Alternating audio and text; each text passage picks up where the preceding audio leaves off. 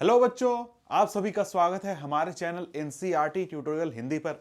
और यहां पर आज हम लोग इस वीडियो में आपके लिए लेकर आए हैं कक्षा 10 अर्थशास्त्र के अध्याय नंबर 3 मुद्रा और साख से जुड़े हुए जो हमारा एनसीईआरटी पाठ्य पुस्तक है, इसके सारे प्रश्नोत्तर को, यानी कि जो हमारा अध्याय के बीच में है उसको भी देखेंगे और अध्याय के अंत में जितने भी प्रश्नोत्तर हैं उनको हम देखने वाले हैं। क्योंकि देखिए, ये जो एनसीईआरटी का प्रश्नोत्तर है ये काफी महत्वपूर्ण है आपके एग्जामिनेशन के लिए, आपकी तैयारी के लिए, खुद को चेक करने के लिए कि आपने कैसा तैयारी किया है। तो इस वीडियो को आप पूरे अंत तक देखिए और साथ में ये पूरा सीरीज चलेगा। साथ में आगे चलकर जो प्रीवियस ईयर क्वेश्चन है, इंपॉर्टेंट क्वेश्चन है, उनका भी हम वीडियो लेकर आने वाले हैं हर अध्याय का। तो यहां पर आइए शुरू करते हैं। अब देखिए, यहां पर इस अध्याय को शुरू करने से, सारे प्रश्न और उत्तर को बताने से मैं पहले एक बात आपको बता दूं कि देखिए भैया, यहां जो भी मैं उत्तर आपको बताऊंगा प्रश्न का, वो ऐसा नहीं है कि सिर्फ यही सही है। मैं यहां पर उत्तर लेकर आया हूं आपको समझाने के लिए कि भाई इस प्रश्न का आप ऐसे उत्तर दे सकते हो। लेकिन अगर आप इस चीज को सही तरीके से समझ जाते हैं तो आप इन प्रश्नों का उत्तर अपनी भाषा में दीजिए ताकि आपका अपना उत्तर हो। मतलब सेम टू सेम फॉलो करने की जरूरत नहीं है। आपको बस यह समझना है कि इस प्रश्न में मुझे क्या कंटेंट लिखना है, उसको कैसे लिखना है, कैसे भाषा बनाना है, वो आप खुद से तय कीजिए। ठीक है, तो आइए शुरू करते हैं। यहां पर हमारे सामने सबसे पहला प्रश्न आ जाता है। सबसे पहला प्रश्न यहां पर क्या कहता है? मुद्रा के प्रयोग से वस्तुओं के विनिमय में सहूलियत कैसे आती है? यह हमारा पृष्ठ 40 पर जो प्रश्न है ना, वो है। इस अध्याय का पृष्ठ 40 पर प्रश्न क्या कहता है? मुद्रा के प्रयोग से वस्तुओं के विनिमय में सहूलियत कैसे आती है? भैया पैसा रहेगा तो फिर ट्रांजैक्शन, विनिमय आसानी से कैसे हो जाएगा, ये पूछा जा रहा है। तो यहां पर देखिए, यहां पर सबसे पहला हमारा मेन टारगेट क्या है? सामानों का एक्सचेंज करना। सामानों का एक्सचेंज करना टारगेट कैसे है कि भाई देखो, आपके पास है क्या, आप खेती करते हो, आपने चावल उगाया, लेकिन आपका जीवन तो चावल केवल खाकर चलेगा नहीं।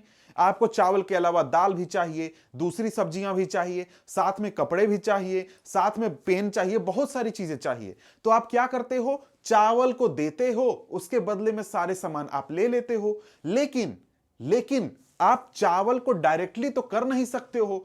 चावल अगर आपको बेचकर दाल खरीदना है तो आप सीधे बाजार में जाइएगा कि चावल ले लो, दाल दे दो। कितने लोग मिलेंगे जो कि ऐसा करेंगे? नहीं।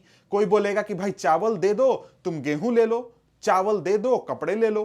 तो भाई यहां पर वस्तु विनिमय जो है ना, वो काफी मुश्किल हो जाता है मुद्रा के बिना।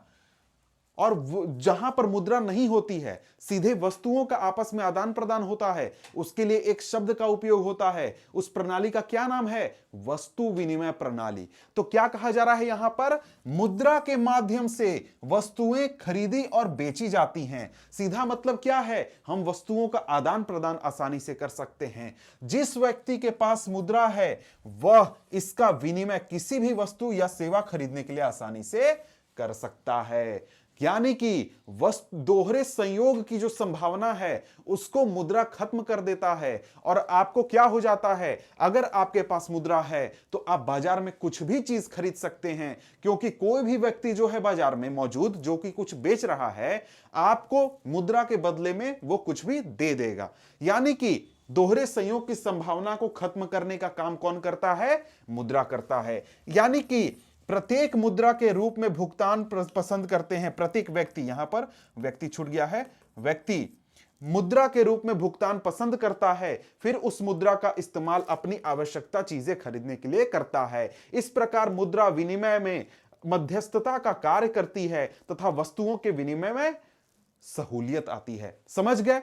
अगर आपको यह उत्तर शॉर्ट में एकदम एक लाइन में लिखना हो तो लिखिएगा कि भाई मुद्रा जो है दोहरे संयोग की संभावना को खत्म करता है। वस्तुओं के विनिमय में मुद्रा एक क्या कार्य करता है?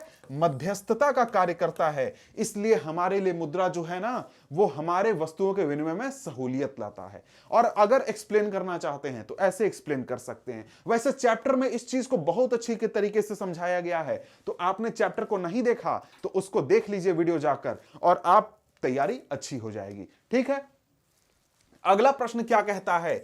क्या आप कुछ ऐसे उदाहरण सोच सकते हैं जहां वस्तुओं और सेवाओं का विनिमय या मजदूरी की अदायगी वस्तु विनिमय के जरिए हो रही है? अब भाई देखो, कौन सा जगह होगा जहां पर वस्तु विनिमय के जरिए अदायगी होगा, मतलब कि पैसे में पेमेंट नहीं होगा। तो ऐसी अर्थव्यवस्था जहां पर अभी तक मुद्रा का इस्तेमाल नहीं होता है। तो हम देख रहे हैं कि जैसे जैसे हम आधुनिक होते जा रहे हैं वैसे वैसे मुद्रा हम और ज्यादा इस्तेमाल कर रहे हैं, बल्कि मुद्रा के नए नए रूप आ रहे हैं, जैसे चेक है, डेबिट कार्ड है, क्रेडिट कार्ड है, एटीएम है। तो मुद्रा का उपयोग कहां नहीं होगा? जो आपका ऐसा समाज है जो कि आधुनिकता से बहुत दूर है, जैसे कि आपका जो ट्राइबल सोसाइटी होता है, जैसे कि आदिवासी समाज हो गया, या फिर ऐसे ग्रामीण क्षेत्र जहां पर मुद्रा का ज्यादा प्रयोग नहीं होता है। तो इस तरीके से आप उत्तर को बनाकर लिख सकते हैं कि भाई देखो, जो ग्रामीण इलाके हैं जो कि आधुनिकता से बहुत दूर हैं, या फिर जो आदिवासी समाज है, ट्राइबल सोसाइटी है, वहां पर जहां पर अभी मुद्रा वगैरह चीजों का अभी आगमन नहीं हुआ है, उपयोग नहीं हुआ है, वहां पर होगा क्या? वस्तु विनिमय प्रणाली का उपयोग। वस्तु और सेवाओं का विनिमय मजदूरी आयोग वस्तु विनिमय के जरिए होगी। ठीक है, अगला प्रश्न यहां पर है पृष्ठ संख्या 42 का। यहां पर पूछा जा रहा है सही उत्तर पर निशान लगाएं। सही उत्तर पर क्या है क्वेश्चन? सलीम और प्रेम के बीच लेन देन के बाद क्या होता है? सलीम के बैंक खाते में शेष बढ़ जाता है और प्रेम के बैंक खाते में शेष बढ़ जाता है। मतलब दोनों के बैंक में शेष बढ़ जाएगा क्या? सलीम के बैंक खाते में शेष घट जाता है और प्रेम के खाते में शेष बढ़ जाता है। इसके बाद सलीम के खाते में शेष बढ़ जाता है और प्रेम के खाते में शेष घट जाता है। इसके अलावा 3 हुए इसमें से दूसरा सही है, सलीम के बैंक खाते में शेष घट जाता है और प्रेम के बैंक खाते में शेष घट जाता है। सॉरी, ये क्या लिखा हुआ है? शेष यहां पर बढ़ जाता है, होगा बढ़ जाता है। ठीक है, तो यहां पर बी ऑप्शन होगा। ये तो बहुत इजी था, ये पता नहीं मैंने क्यों इंक्लूड कर लिया। ठीक है, अब यहां पर आगे कहा जा रहा है, अगला प्रश्न क्या कहता है? भैया मांग जमा को मुद्रा क्यों समझा जाता है? तो भैया अध्याय में हमने पढ़ा कि मुद्रा के कई सारे रूप होते हैं। मुद्रा का एक रूप करेंसी नोट भी होता है, लेकिन एक रूप कौन सा होता है? मांग जमा होता है। तो भैया वहां पर आपने क्या पढ़ा था कि मुद्रा का रूप हम मांग जमा को इसलिए मानते हैं क्योंकि हम उसको मुद्रा के रूप में इस्तेमाल कर सकते हैं। मतलब आपके बैंक में आपने मुद्रा को रखा हुआ है मांग जमा खाता नाम से, खाता बनाकर, तो वहां से आप डायरेक्टली या तो चेक पेमेंट करके किसी को क्या कर सकते हैं? मुद्रा भुगतान कर सकते हैं। इसके अलावा आप आजकल एटीएम कार्ड है, फिर यूपीआई पेमेंट है, फिर इसके अलावा आपका क्रेडिट कार्ड है। तो ये सारे क्या हो गए? ये सारे आपके मांग जमा के साथ ही तो जुड़े हुए हैं। अगर आपके पास बैंक अकाउंट है तो वो क्या है? सेविंग्स अकाउंट जो सुनते हैं कि भैया खाता खुलवा लो, खाता खुलवा लो, वो क्या है? वो मांग जमा है। और मांग जमा में आप पेमेंट करते हैं या नहीं करते हैं? यूपीआई पेमेंट करते हैं, जिससे कि इस चैनल से आप नोट्स भी खरीदते हैं। तो यूपीआई पेमेंट क्या हुआ? एक तरीके का मांग जमा का एक रूप हो गया, भुगतान का रूप हो गया। तो मांग जमा से जब आप डायरेक्टली मुद्रा दे सकते हैं तो भाई मुद्रा का रूप हुआ या नहीं हुआ? आप किसी को 10 रुपया दीजिए, या फिर उसको बैंक से 10 रुपया का चेक दे दीजिए, या फिर आप उसको यूपीआई पेमेंट दे दीजिए 10 रुपया का। तीनों में कोई अंतर है क्या? जी नहीं, कोई अंतर नहीं है। इसी वजह से हम मांग जमा को क्या कहते हैं? मुद्रा का रूप मुद्रा कहते हैं कि भाई मुद्रा क्या है? मांग जमा भी एक प्रकार का मुद्रा है। उत्तर देख लेते हैं, क्या लिखिएगा आप? इसको चाहे तो आप अपने हिसाब से भी लिख सकते हैं। मांग जमा में मुद्रा के अनिवार्य लक्षण मिलते हैं। मांग जमा के बदले चेक लिखने की सुविधा से बिना नगद का इस्तेमाल किए सीधा भुगतान करना संभव हो जाता है। मांग जमाओं को करेंसी के साथ साथ व्यापक स्तर पर भुगतान का माध्यम स्वीकार किया जाता है, इसलिए आधुनिक अर्थव्यवस्था में इसे भी मुद्रा समझा जाता है। मतलब क्या हुआ कि भैया मांग जमा जो है ना, जो मुद्रा का लक्षण है वही है, मांग जमा में भी वही लक्षण पाया जाता है। क्या भैया? पहला तो बात है कि उसमें आप क्या कर सकते हैं? किसी को भुगतान कर सकते हैं। आपका मुद्रा जो है, मुद्रा क्या होता है कि मुद्रा विनिमय में मध्यस्थता का काम करता है, तो यहां पर मांग जमा भी एक तरीके से मध्यस्थता का काम कर सकता है। कैसे? आप चेक लिखकर पेमेंट कर सकते हैं, भुगतान कर सकते हैं। जैसे मैंने कहा यूपीआई, क्रेडिट, एटीएम, किसी भी तरीके से आप भुगतान कर सकते हैं। तो यह क्या हुआ? यह मुद्रा का लक्षण हुआ। और मांग जमा में भी क्या है? मुद्रा का लक्षण है। और साथ ही इसको स्वीकार भी किया जाता है बहुत बड़ी आबादी के द्वारा। तो इसलिए यह भी क्या हो गया? एक तरीके का मुद्रा हो गया। अगला प्रश्न क्या कहता है? अगला प्रश्न कहता है अगर सभी जमाकर्ता एक ही समय में अपनी धनराशि निकालने, मांग करने बैंक पहुंच जाएं तो क्या होगा? तो भैया बैंक के बारे में हमने पढ़ा था, बैंक के बारे में जब हम पढ़ रहे थे कि आप बैंक में जितना पैसा जमा करते हैं उसका मात्र 15% बैंक पैसा जो है बैंक अपने पास कैश के रूप में रखती है, और बाकी पैसा को क्या करती है? जो भी उसके पास लोन लेने आता है उसको लोन दे देती है। यह बैंक का एक तरीके से बिजनेस है। लेकिन कहा जा रहा है कि अगर सभी लोग एक बार में आ जाएं बैंक के पास, तो यहां पर बैंक तो है उसने सिर्फ 15% रखा है, लेकिन अगर सभी लोग एक साथ पैसा लेने आ जाए बैंक के पास तो बैंक की स्थिति खराब हो जाएगी। बैंक के पास उतने पैसे ही नहीं है कि वो सभी लोगों को क्या करे? पैसे दे दे। और ये जो कंडीशन होता है ना, इसके लिए एक वर्ड है इकोनॉमी में जिसको क्या कहा जाता है? बैंक रन कहा जाता है। बैंक रन, कि भाई लोग इतने अकबका गए, परेशान हो गए, बैंक पर भरोसा उठ गया। जैसे कभी कभी होता है क्या कि न्यूज आ जाता है कि इस बैंक में बहुत बड़ा घोटाला हो गया, लोगों का पैसा डूब जाएगा। अब लोग पागल होकर बैंक जाने लगे पैसा निकालने के लिए। बैंक डूबता या नहीं डूबता उससे नहीं था, क्योंकि लोग वहां पैसा निकाल रहे हैं इसलिए बैंक की स्थिति खराब हो गई है। तो यानी क्या हुआ कि अगर सभी लोग एक साथ बैंक में जाते हैं पैसा निकालने के लिए तो बैंक को बहुत मुश्किलों का सामना करना पड़ सकता है। अगला प्रश्न क्या कहता है? यह कहता है, यह पृष्ठ संख्या 45 का प्रश्न है। यह कहता है उधारदाता उधार देते समय समर्थक ऋणाधार की मांग क्यों करता है? भैया क्यों लोन आपको गारंटी मांगा जाता है जब आप लोन लेने जाते हैं? इसका उत्तर क्या है? इसका उत्तर क्या है कि भाई गारंटी के लिए आप पैसा लेके भाग गए तो क्या होगा? हम क्या करेंगे? हमने आपको लोन दिया, आप पैसा लेके भाग जाइएगा तो हम क्या करेंगे? तो उसी लिए मेन एक लाइन का ये आप समझ लीजिए कि भैया गारंटी के लिए, ठीक है। लेकिन उत्तर कैसे आप सजाइएगा ये देखिए। सबसे पहले तो भैया समर्थक ऋणाधार होता क्या है? समर्थक ऋणाधार ऐसी संपत्ति है जिसका मालिक कर्जदार होता है, जो कि कर्जा ले रहा है, लोन ले रहा है, वो उस संपत्ति का मालिक है। जैसे कि भूमि, इमारत, गाड़ी, पशु, बैंकों में पूंजी, कुछ भी हो सकता है।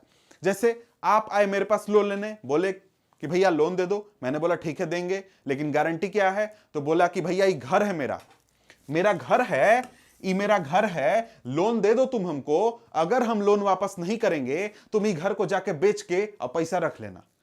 ये क्या हुआ? यही होता है समर्थक ऋणाधार, कि अगर जो लोन लेने वाला है यानी जो कर्जदार है वो अगर उधार नहीं चुका पाता है तो वो गारंटी के रूप में क्या करता है?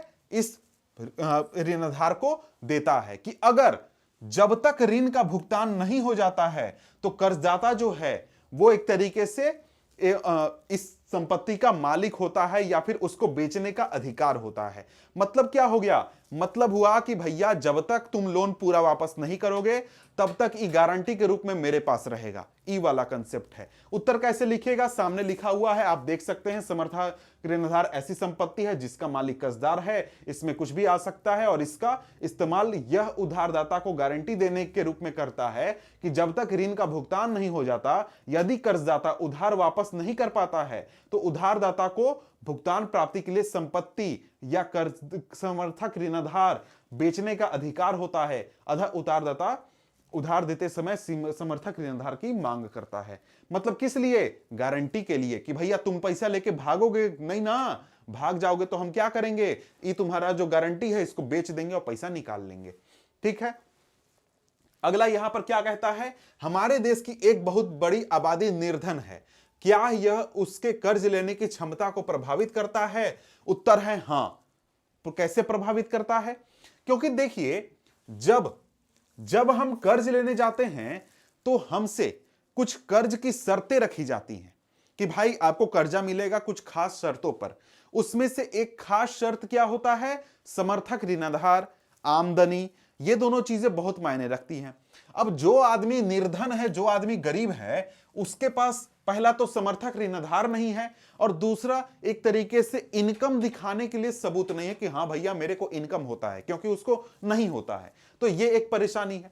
तो यहां पर क्या हुआ, यहां पर ब्याज दर, समर्थक ऋणाधार, आवश्यक कागजात और भुगतान के तरीकों को क्या कहा जाता है, ऋण की शर्तें कहा जाता है, कर्ज की शर्तें कहा जाता है। और ऋण की शर्तें उधारदाता और कर्जदाता की प्रकृति पर भी निर्भर करती है। किसी भी निर्धन व्यक्ति के पास ना तो समर्थक ऋणाधार होता है, ना ही कर्ज चुकाने पाने हेतु आय स्रोतों की निरंतरता होती है। अतः उसकी निर्धनता उसके कर्ज लेने की क्षमता को अवश्य प्रभावित करती है, क्योंकि लोन लेने समय आपसे बहुत सारा कंडीशन रखा जाता है कि आपको क्या होना चाहिए, ब्याज दर कितना होगा, समर्थक ऋणाधार आपको देना होगा, कागजात दिखाइए, भुगतान के तरीका आप बताइए। उसमें से सबसे पहला बात तो समर्थक ऋणाधार नहीं होगा गरीब आदमी के पास, आवश्यक कागजात भी हो सकते हैं नहीं हो, इनकम प्रूफ मांगा जाता है, इनकम टैक्स स्टेटमेंट वगैरह ये सारी चीजें नहीं होंगी। भुगतान कैसे कीजिएगा, इसमें भी परेशानी उसको आ सकती है, बैंक खाता हो सकता है गरीब आदमी के पास नहीं हो। इसलिए जो गरीबी है वो उसके लोन लेने की क्षमता को प्रभावित करती है। आगे क्या है, आगे ये आपका छोटा सा प्रश्न है, इसको फिल इन द ब्लैंक से, इसको आप खुद से चाहें तो कर सकते हैं, बहुत आसान है, ज्यादा हेवी नहीं है। आगे क्या है, पृष्ठ संख्या 50 पर प्रश्न क्या कहता है, ऋण के औपचारिक तथा अनौपचारिक स्रोतों में क्या अंतर है। ऋण के औपचारिक तथा अनौपचारिक स्रोतों में क्या अंतर है, और अथवा इसको और भी तरीके से पूछा जा सकता है, औपचारिक तथा अनौपचारिक ऋणों में कोई दो अंतर लिखिए। तो ये आपका सीबीएसई में पूछा गया था क्वेश्चन 2020 में, ठीक है। तो यहां पर आगे बढ़ते हैं, आगे इसका उत्तर देखते हैं। उत्तर क्या होगा, उत्तर बहुत ही आसान है, ज्यादा टफ नहीं है। उत्तर क्या है, औपचारिक तथा अनौपचारिक ऋणों में कोई दो अंतर लिखिए। तो दो अंतर कौन कौन से हैं, पहला तो यह है, ऋण के औपचारिक स्रोतों में बैंकों और सहकारी समितियों के लिए कर्ज आते हैं, जबकि अनौपचारिक स्रोतों में साहूकार, व्यापारी, मालिक, रिश्तेदार, दोस्तों से लिए कर्ज आते हैं। पहला तो अंतर यही हो गया कि भैया औपचारिक और अनौपचारिक में क्या अंतर है, ये लोन कहां से लिया जाता है, इसी को आप एक्सप्लेन कर दीजिए, ठीक है। इसके आगे क्या लिखिएगा, औपचारिक ऋणदाताओं की तुलना में अनौपचारिक क्षेत्र के अधिकांश ऋणदाता कहीं अधिक ब्याज दर वसूलते हैं। मतलब क्या हो गया, औपचारिक और अनौपचारिक में एक सबसे बड़ा अंतर क्या है, ये तो अंतर हम देखेंगे, लेकिन मैं आपको एक पॉइंट बता रहा हूं जो कि सबसे इजी है, कि भैया देखो जो औपचारिक ऋण के स्रोत हैं वो एक तरीके से सरकारी नियम कानून, आरबीआई द्वारा बनाए गए नियम कानून को मानते हैं, फॉलो करते हैं। लेकिन जो अनौपचारिक स्रोत हैं, जो कि आप साहूकार से लोन लेते हैं, जो व्यापारी से, मालिक से, रिश्तेदार से आप लोन लेते हैं, इसमें आरबीआई और सरकार के बनाए गए नियम कानून का कोई भी ध्यान नहीं रखा जाता है। मतलब समझ गए, मतलब क्या हुआ, अंतर दोनों में साफ है। आगे क्या है, साथ में जो अंतर है वो ये है कि जो औपचारिक स्रोत से ऋण मिलता है उसका ब्याज दर बहुत कम होता है। कितना होता है, 7% होता है, 8% होता है, 10% होता है सालाना, पर ईयर। लेकिन जब आप अनौपचारिक स्रोत से ऋण लेते हैं तो उसमें आपको जो ऋण होता है वो 3% प्रति महीना, मतलब कितना हो गया आपका 36% सालाना, 48% सालाना, या फिर 60% सालाना हो सकता है। यानी क्या होता है, ब्याज दर बहुत होता है अनौपचारिक स्रोत में और औपचारिक में बहुत कम होता है, ठीक है। इसके आगे यहां पर क्या कहा जा रहा है कि भैया देखो अधिक महंगा पड़ता है ऋण का औपचारिक क्षेत्रों की कार्यप्रणाली पर भारतीय रिजर्व बैंक नजर रखता है, और जबकि अनौपचारिक क्षेत्र की ऋणदाताओं की गतिविधियों पर देखरेख रखने के लिए कोई आपका संस्था नहीं है। और साथ में अंतिम अंतर आप यह भी लिख सकते हैं कि देखिए जो हमारा औपचारिक स्रोत के ऋण होते हैं उसमें जब अगर मान लीजिए कोई लोन लेने वाला व्यक्ति अगर अदायगी नहीं कर पाता है, उसको कुछ परेशानी आती है, तो उसके साथ एक सही तरीके से सम्मान पूर्वक डील किया जाता है। आपको उसको लोन वापस लेने की कोशिश की जाती है। अगर कोई आप अनौपचारिक स्रोत से ऋण लेते हैं और उसको नहीं चुका पाते हैं, तो अनौपचारिक स्रोत से ऋण देने वाला जो व्यक्ति है वो आपसे गैर कानूनी तरीके से, नाजायज तरीके से आपसे ऋण वापस लेने की कोशिश करता है या फिर आपके साथ गलत व्यवहार भी कर सकता है। ठीक है, इसके आगे क्या है, आगे यहां पर क्या कहा जा रहा है, आगे कहा जा रहा है सभी लोगों के लिए यथोचित दरों पर ऋण क्यों उपलब्ध होना चाहिए, सभी लोगों को सही दरों पर ऋण क्यों उपलब्ध होना चाहिए। तो यहां पर इसका उत्तर क्या है, उसका उत्तर है सभी लोगों के लिए यथोचित दरों पर ऋण उपलब्ध होना चाहिए ताकि समाज के किसी विशेष वर्ग का उत्थान न होकर सभी वर्गों का उत्थान हो सके।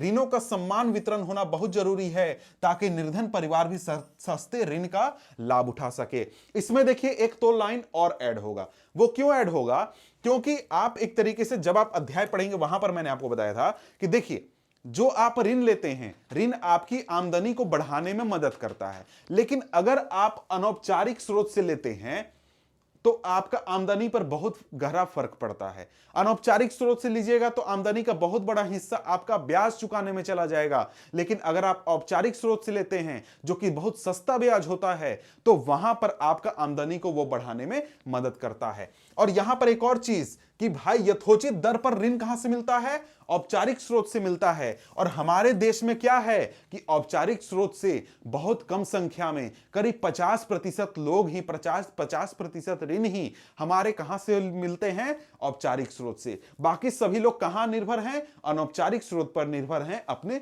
ऋणों के लिए। ठीक है, आगे यहां पर क्या कहा जा रहा है, अगला प्रश्न कहता है क्या भारतीय रिजर्व बैंक के जैसा कोई निरीक्षक होना चाहिए जो अनौपचारिक ऋणदाताओं की गतिविधियों पर नजर रखे, उसका काम क्यों मुश्किल होगा।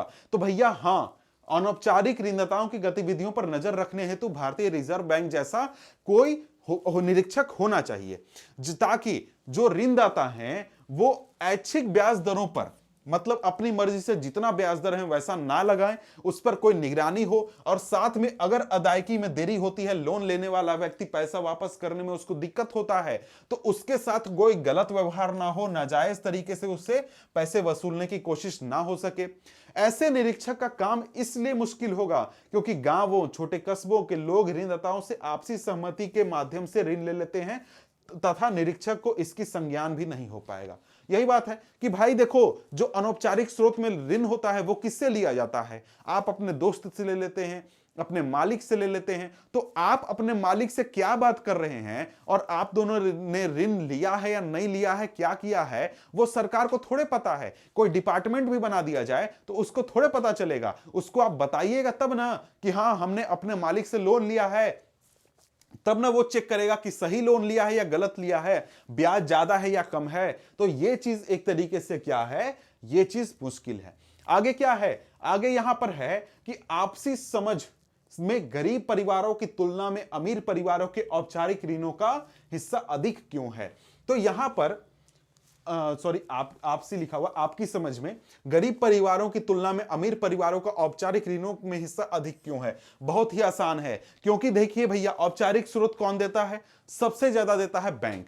अब बैंक को अगर लोन देना है, बैंक को कर्ज देना है, तो वो किसको देता है, बैंक सबसे पहले रखता है ऋण की शर्तें। अब ऋण की वो शर्तें रखता है, उसमें क्या रखता है, आपको पहला तो रखता है आपके पास जरूरी कागजात होने चाहिए, आपके पास क्या होना चाहिए, ऋणाधार होना चाहिए, आपके पास वापसी अदायगी का जरिया होना चाहिए। ये सारी चीजें जो हैं वो किसके पास होती है, अमीर परिवारों के पास होती हैं, लेकिन गरीब परिवारों के पास नहीं होती है। तो इस वजह से क्या होता है, इस वजह से जो अमीर परिवार हैं वो औपचारिक ऋण को ज्यादा लेते हैं, गरीब परिवार उसका लाभ नहीं उठा पाते हैं। यानी क्या हुआ, अधिकांश निर्धन परिवार शिक्षा की सुविधाओं से वंचित रहते हैं, फलस्वरूप उन्हें ऋण लेने के औपचारिक स्रोतों का तथा कागजी कार्यवाही का कोई ज्ञान नहीं होता है। यह भी एक तरीका है कि भाई आपको बैंक के बारे में पता ही नहीं कि बैंक कैसे काम करता है, बैंक से लोन कैसे लेना है। इसलिए कोई भी गरीब आदमी है वो जाता है अपने इलाके के अमीर आदमी के पास, साहूकार के पास, बोलता है भैया लोन दे दो बस, ठीक है। इसके बाद निर्धन परिवारों के पास समर्थक ऋणधार नहीं होता, यह तो मैंने बता ही दिया। आय के स्रोतों की निरंतरता का अभाव उनकी ऋण चुकाने की क्षमता के प्रति संशय प्रकट करता है। मतलब क्या हुआ, उनके पास समर्थक ऋणधार भी नहीं है, आमदनी का स्रोत मांगा जाएगा कि भैया अपना इनकम दिखाइए कि कितना महीना में कमाते हैं, वो भी नहीं है, कुछ नहीं है। कहां से साबित करेगा बैंक के सामने कि हम पैसा चुका सकते हैं? तो बैंक बोलेगा भैया इस सब के बिना लोन मिलेगा नहीं। तो क्या होगा, गरीब आदमी को बैंक से या फिर औपचारिक स्रोत से ऋण नहीं मिलता है, लेकिन अमीर आदमी उसका लाभ उठा लेता है। ठीक है, क्योंकि अमीर परिवारों के पास क्या है, ऋणाधार भी है, आमदनी के स्रोत भी हैं, जरूरी कागजात भी है, वो पढ़ा लिखा भी है, वो सारी चीजों को देख सकता है, समझ सकता है, सीख सकता है कि क्या कहां क्या गड़बड़ हो रहा है। तो यहां पर हमारा ये जो वीडियो है ये समाप्त हम करते हैं, क्योंकि वीडियो काफी लंबा हो रहा है। और इसके बाद जो आगे का हम अभ्यास प्रश्नोत्तर करेंगे, यानी कि अध्याय के पीछे वाला जो प्रश्नोत्तर करेंगे उसको हम करेंगे अगले वीडियो में, जिसको कि आप देख सकते हैं, डिस्क्रिप्शन में लिंक आपको मिल जाएगा, वहां से आप जाइए देख लीजिए। तो मिलते हैं आपसे हम अगले वीडियो में, तब तक के लिए गुड बाय।